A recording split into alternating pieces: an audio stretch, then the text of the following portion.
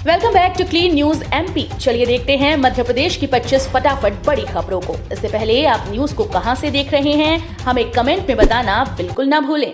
साथ ही हमारे Facebook page को भी फॉलो करें। फेसबुक पेज का लिंक डिस्क्रिप्शन में दिया गया है। रक्षाबंधन से पहले लाडली बहनों को सौगात। आज शनिवार को खाते में जमा होंगे 1500 रुपए। रक्षाबंधन से पहले आज शनिवार को लाडली बहनों के खातों में 1500 रुपए सरकार सिंगल क्लिक से जमा करेगी। राज्य स्तरीय कार्यक्रम श्योपुर जिले के विजयपुर में होगा, जिसमें मुख्यमंत्री डॉक्टर मोहन यादव शामिल होंगे। सभी मंत्री अपने अपने क्षेत्रों में आयोजित एक कार्यक्रम में भाग लेंगे। ग्वालियर के साइंस कॉलेज में आज 10 अगस्त को लगेगा रोजगार मेला। स्थानीय साइंस कॉलेज में आज 10 अगस्त को सुबह 11 बजे से शाम 4 बजे तक जिला स्तरीय रोजगार मेले का आयोजन होने जा रहा है। रोजगार मेले में 71 कंपनियां युवाओं को नौकरी देने के लिए आ रही हैं। इन कंपनियों द्वारा लगभग 13,082 पदों के लिए भर्ती की जाएगी। मध्य प्रदेश बोर्ड 10वीं व 12वीं परीक्षा का केंद्र बनाने में सांसद व विधायकों की राय भी ली जाएगी। मध्य प्रदेश 10वीं व 12वीं की बोर्ड परीक्षा 25 फरवरी से शुरू होगी। माध्यमिक शिक्षा मंडल ने समय सारणी और केंद्र निर्धारण को लेकर गाइडलाइन जारी कर दी है। इसमें निर्देशित किया गया है कि इस बार परीक्षा केंद्र के निर्धारण से पहले जिला प्रशासन के साथ साथ सांसद व विधायकों की राय भी ली जाएगी। साथ ही 250 कम क्षमता वाले स्कूल को परीक्षा केंद्र नहीं बनाया जाएगा।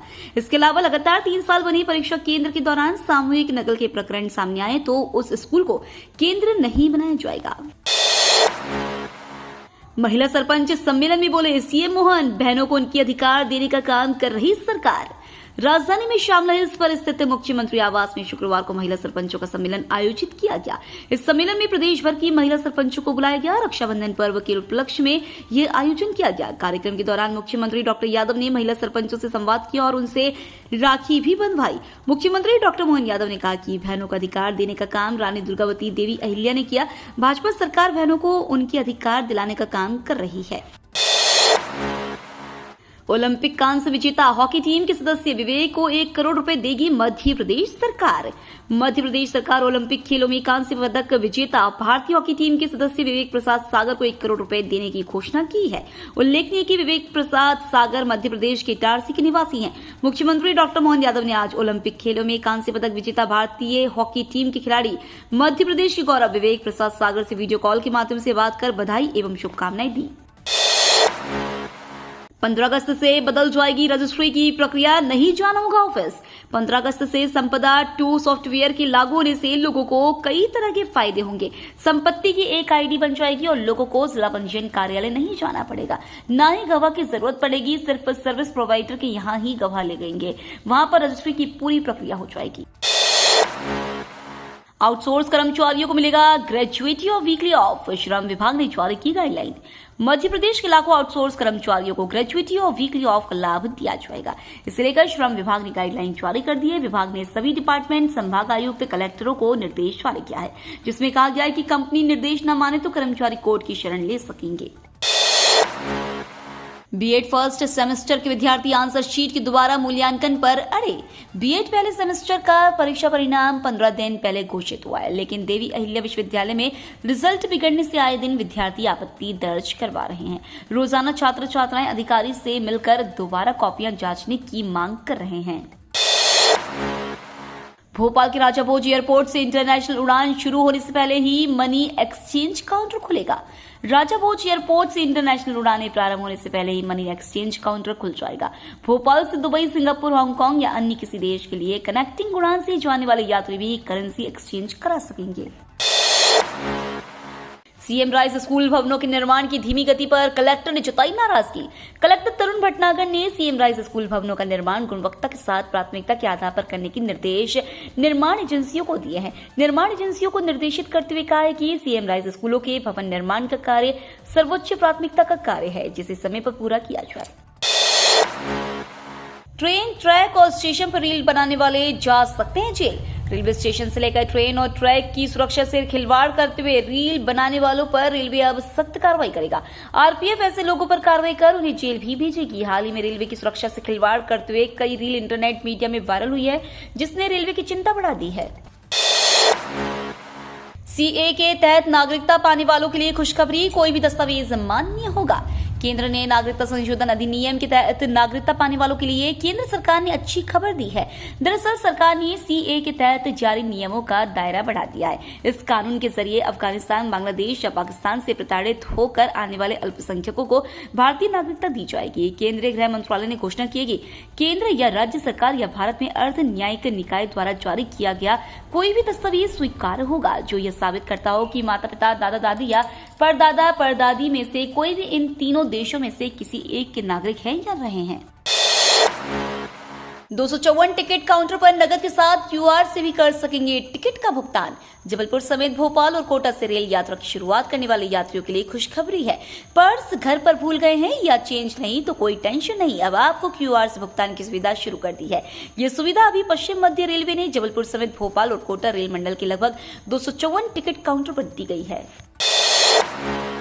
भोपाल में नगर निगम के सेवानिवृत्त अधीक्षण यंत्री के आवास व दफ्तर पर लोकायुक्त का छापा।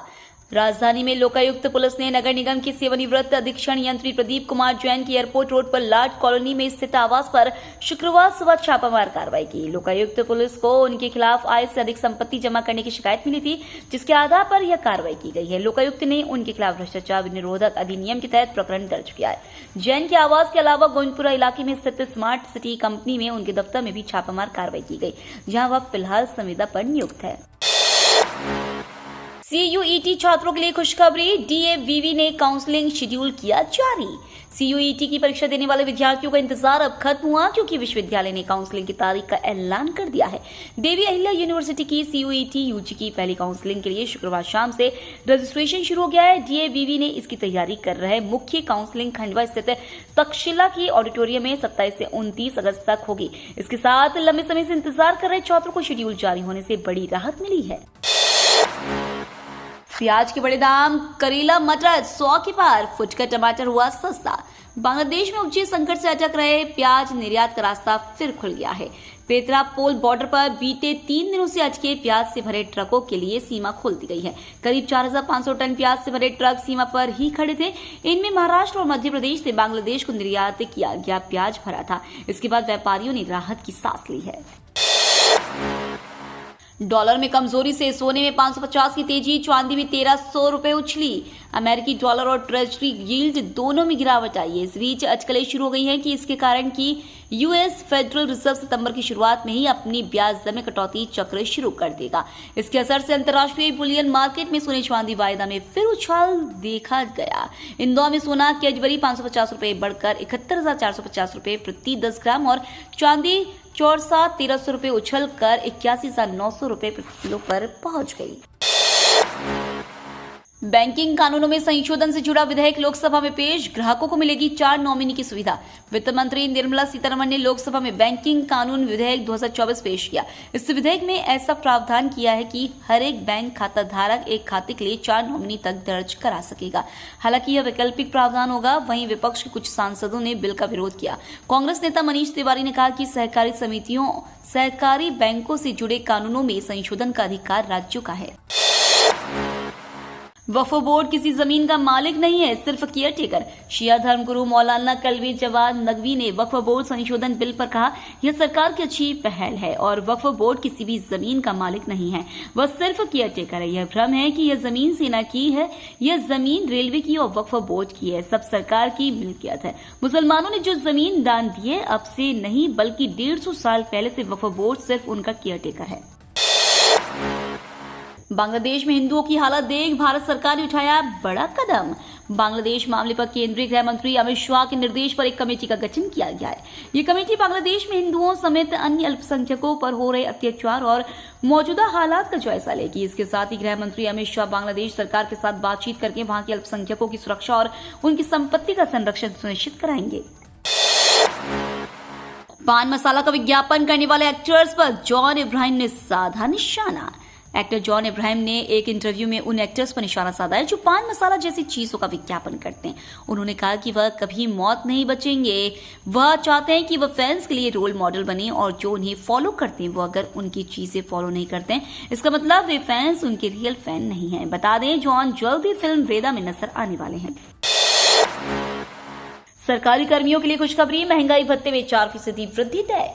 सरकारी कर्मचारियों के लिए खुशखबरी है। 1 जुलाई से कर्मचारियों पेंशनरों के महंगाई भत्ते महंगाई राहत में 4% की वृद्धि होने की प्रबल संभावना बन गई है। श्रम ब्यूरो द्वारा जून 2024 के लिए जारी अखिल भारतीय CPI IW 1.5 अंक बढ़कर 141.5 पर संकलित हुआ है। मई में सामान्य सूचकांक 139.9 पर संकलित हुआ था। फेस्टिवल सीजन में सरकारी कर्मियों के लिए सितंबर के दौरान DA/DR मिलने की घोषणा हो सकती है। DA/DR की मौजूदा दरों में 1 जुलाई से बढ़ोतरी होगी। धनखड़ के खिलाफ अविश्वास प्रस्ताव लाएगा विपक्ष। राज्यसभा सभापति जगदीप धनखड़ के खिलाफ विपक्ष आर पार के मोड में है। विपक्ष धनखड़ को पद से हटाने के लिए अविश्वास प्रस्ताव लाने की तैयारी में है। गौरतलब है कि सभापति ने जब संसद को संबोधित करने के लिए सांसद जया अमिताभ बच्चन का नाम पुकारा तो जया बच्चन ने इस पर आपत्ति जताते हुए कहा कि आपका टोन सही नहीं है। इसके बाद गहमागहमी हुई और विपक्ष ने वॉकआउट कर दिया। सागर में निजी स्कूल में बगैर अनुमति के चल रहा था मदरसा। मध्य प्रदेश बाल संरक्षण आयोग की टीम ने परसोलिया स्थित माध्यमिक तक मान्यता प्राप्त निजी मौलाना आजाद स्कूल का निरीक्षण किया। इस निरीक्षण में कई तरह की अनियमितताएं मिली। स्कूल के पास ही यहां एक बगैर अनुमति की मदरसा संचालित पाया गया। इस मदरसे में पढ़ने वाले बच्चों की संख्या 350 है। कांग्रेस प्रदेश अध्यक्ष पटवारी के विरुद्ध MP MLA स्पेशल कोर्ट में चलेगा मुकदमा। हाईकोर्ट के न्यायमूर्ति गुरपाल सिंह अहलूवालिया की एकल पीठ ने कांग्रेस के प्रदेश अध्यक्ष जीतू पटवारी की याचिका निरस्त कर दी। इसी के साथ अब उनके विरुद्ध MP MLA स्पेशल कोर्ट में मुकदमा चलेगा। मामला भाजपा नेता इमरती देवी पर विवादित टिप्पणी से संबंधित है। तो ये थी आज की 25 फटाफट बड़ी खबरें। अगर आपको न्यूज पसंद आई हो तो वीडियो को लाइक और शेयर जरूर करें। धन्यवाद।